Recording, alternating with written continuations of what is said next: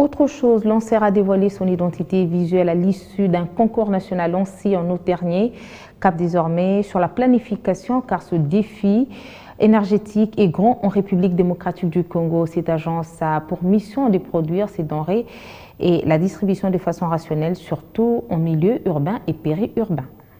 Sur ces 2 345 000 km², la RDC ne s'appuie que sur la source hydroélectrique et thermique qui lui offre à peine 10 000 MW.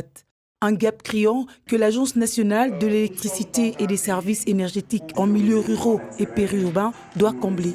La réforme du secteur de l'électricité consacre la primauté des investissements privés pour une plus grande résilience et Lancer aura la lourde responsabilité de veiller à garantir l'accès pour tous à l'électricité, mais aussi de canaliser la transformation des structures de la production et de mode de vie. Pour le vice-ministre des Ressources hydrauliques, l'heure n'est plus au discours, il faut se mettre au travail. Plus que des discours, c'est donc de l'énergie dans la République démocratique du Congo. Nos villages et nos ménages ont désormais besoin, suivant l'approche de ne laisser personne au bord de la route, tout en contribuant à la lutte contre le changement climatique.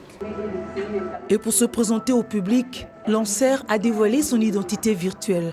Cette soirée a consacré la fin du concours national lancé le 22 août 2020 à l'Académie des Beaux-Arts. Les 249 candidats du départ ont été présélectionnés et auditionnés et le meilleur d'entre eux était récompensé sous le coup des acclamations. Au-delà des couleurs vives, les créateurs ont décrit sa composition graphique. Nous avons la carte de la RDC, vu que l'entreprise s'installe en RDC, et nous avons les soleils.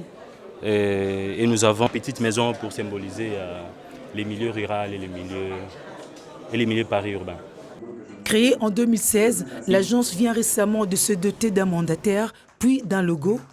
Son premier trimestre était consacré aux actions de communication. Les 3 prochains mois se pencheront sur la planification.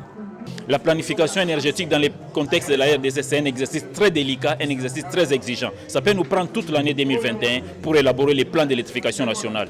Mais pendant ces temps, il faut qu'on fasse des actions. Et c'est comme ça que nous allons cumuler concomitamment pendant qu'on élabore la planification, qu'on dialogue autour d'une table. Parce que planifier, c'est discuter avec l'agriculture, discuter avec les mines, discuter avec les ministères du plan, avec tous les autres ministères pour voir les différentes priorités, voir comment on peut orienter l'énergie pour desservir, pour servir, pour répondre à cette demande. Et ensuite, aussi voir la dimension dynamique de la population.